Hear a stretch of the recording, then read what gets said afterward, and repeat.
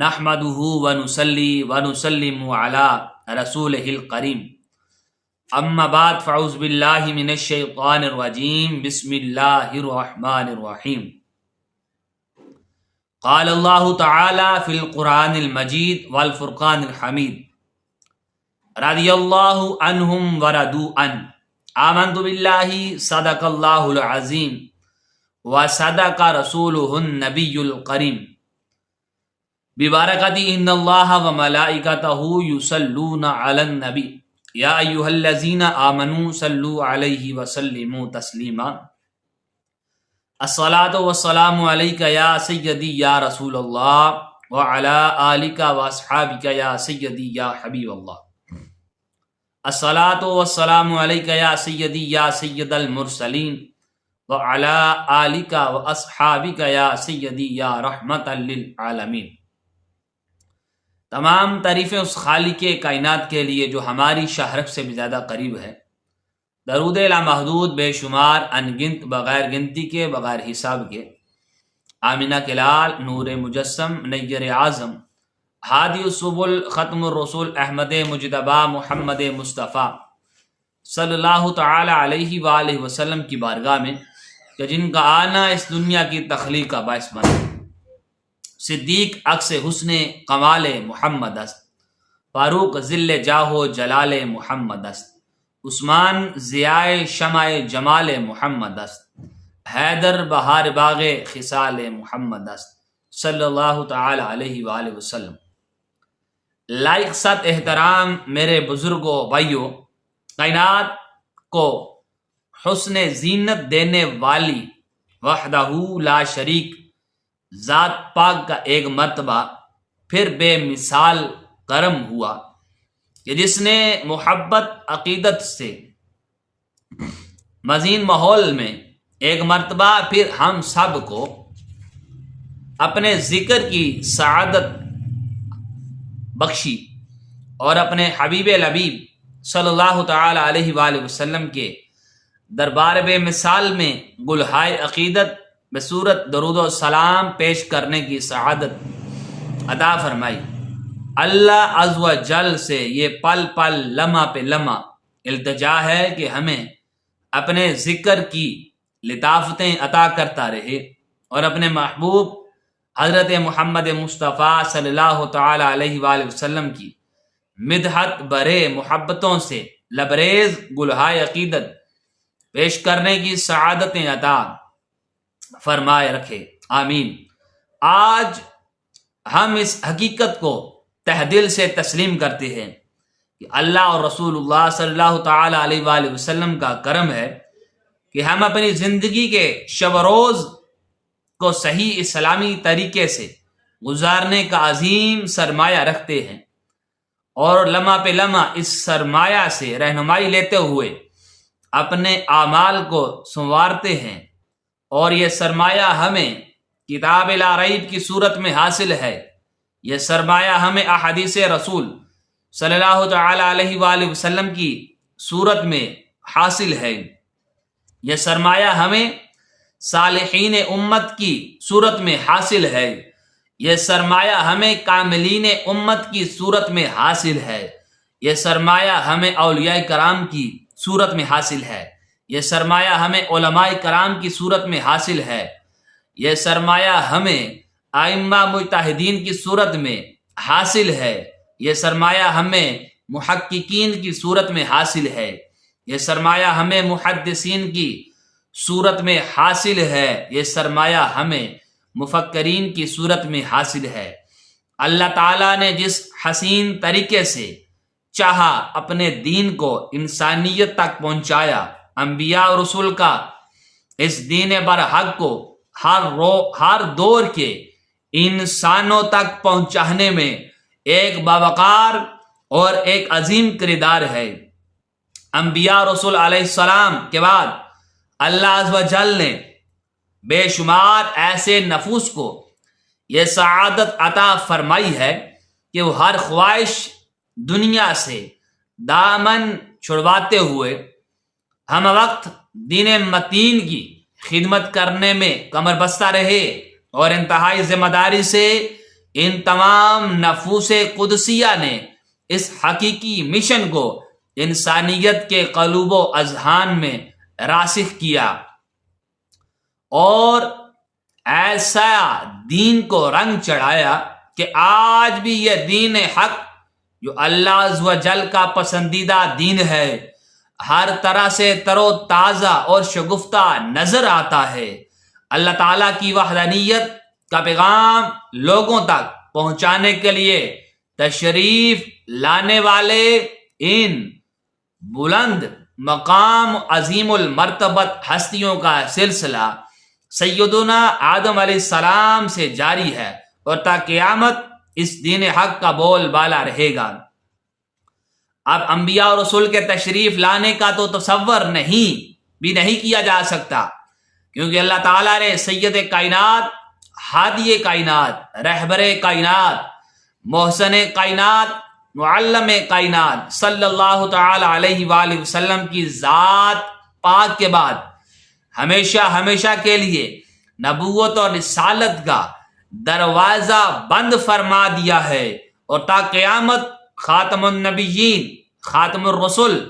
ہونے کا نورانی بوقار تاج ہمارے آقا، کائنات کے آقا صلی اللہ تعالی علیہ وآلہ وسلم کے سر اقدس پر سجا دیا ہے۔ اور دین حق کو انسانیت تک پہنچانے کا جو سلسلہ ہر دور سے شروع چلا آ رہا تھا وہ تو آج بھی جاری ہے اور تا قیامت انشاءاللہ تعالی جاری رہے گا، لیکن یہ دین مکمل ہو چکا ہے۔ اب یعنی نہ کوئی اس میں اضافہ کر سکتا ہے اور نہ ہی کوئی کمی۔ اب اس میں کوئی کمی، کوئی نقص، کوئی عیب، کوئی گنجائش تلاش کرنے کا کسی کو بھی حق حاصل نہیں ہے۔ امام امم، فخر آدم بنی مکرم، نبی مکرم صلی اللہ تعالی علیہ وآلہ وسلم اسی دین کی ہر طرح سے تکمیل کا اعلان فرمانے آئے۔ یہ دین مکمل ضابطہ حیات کے اصول بتانے والا ہے، اور اس دین پر اب قیامت تک عمل ہوگا، اور جو اس دین کو ہر طرح سے اپنائے گا وہی یقیناً نجات پائے گا، اور جو کوئی اس دین سے منہ پھیرے گا آنے والی نسلوں کے لیے نشان عبرت بن جائے گا۔ معلم اعظم، مبلغ اعظم صلی اللہ تعالی علیہ وآلہ وسلم نے جس دین کا ہر گوشہ اجاگر کرنے کے لیے انسانیت کے سامنے پیش کیا، اس دین کی بزرگی اور برتری کو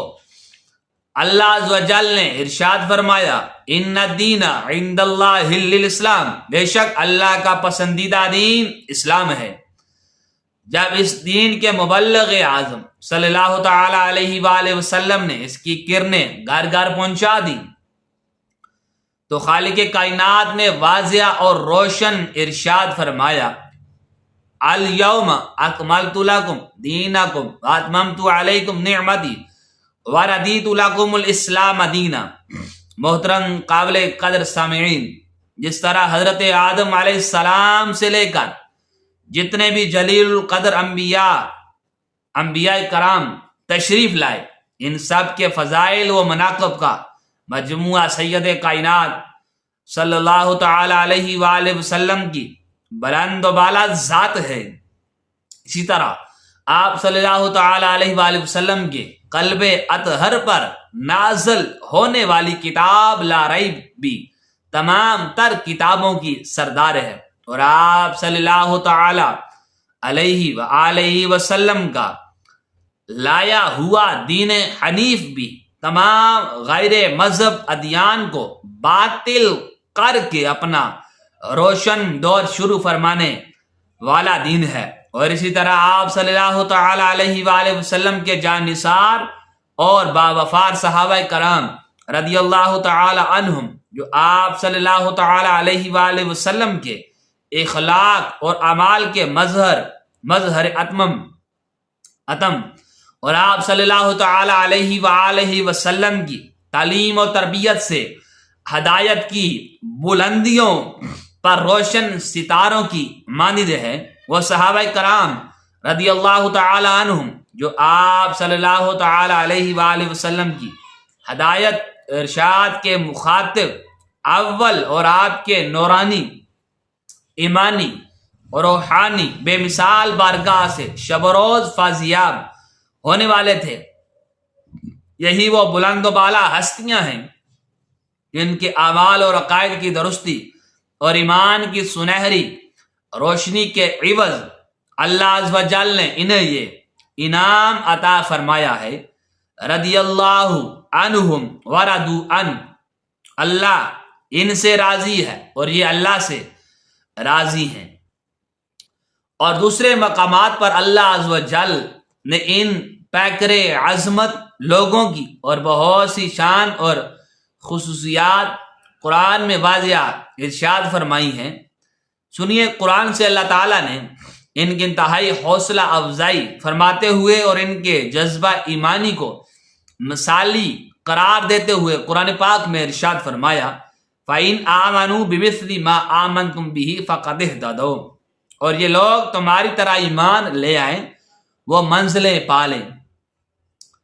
ان تمام عظمت اور عزت والے حسین و نفوس کے دلوں میں اللہ اور اس کے پیارے رسول حبیب لبیب صلی اللہ تعالی علیہ وآلہ وسلم کی محبت راسخ ہو چکی تھی۔ انہی دربار رسالت صلی اللہ تعالی علیہ وآلہ وسلم کے پروانوں کو دین اسلام سے وابستگی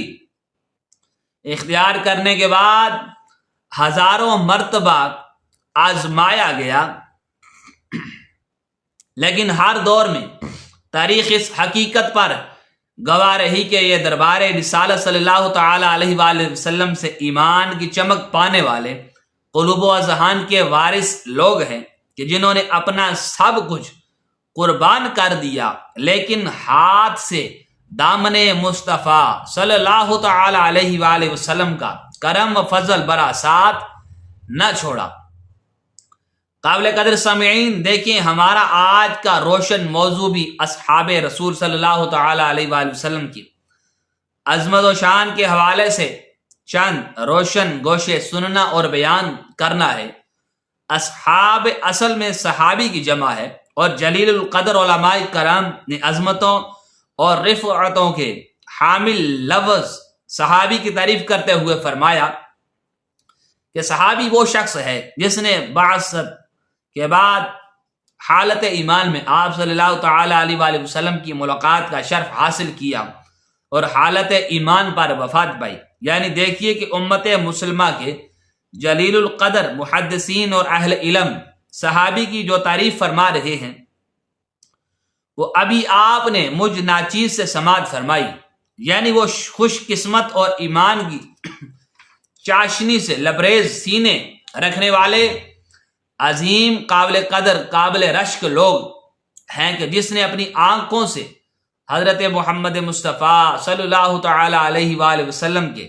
چہرے کی نورانیت کے جلوے آنکھوں میں بسا لیے۔ آنکھوں میں بسائے رکھنے کو ہی اپنا مقام وفا جانا، اور حالت ایمان میں سید دو جہاں صلی اللہ تعالی علیہ وآلہ وسلم کی پاک محبت میں رہ کر ایمانی اور روحانی فیوز و برکات جلیات حاصل کرنا ہی اپنے لیے متاع حیات سمجھا، اور تعلق بالرسول کی اس عظیم اور انمول سعادت کو لیے ہوئے ہی ایمان حالت ایمان میں اپنے خالق حقیقی کو لبیک کہا۔ کائنات کے خالق، ہر شے کے مالک اللہ عز و جل نے قرآن پاک میں متعدد مقامات پر ان عظیم لوگوں کی وفاداری اور جانثاری کے تذکرے بیان فرمائے۔ دعا ہے رب تعالی ہمیں اصحاب رسول صلی اللہ تعالی علیہ وآلہ وسلم کے نقش قدم پر چلنے کی توفیق عطا فرمائے۔ وآخر دعوانا ان الحمد للہ رب العالمین۔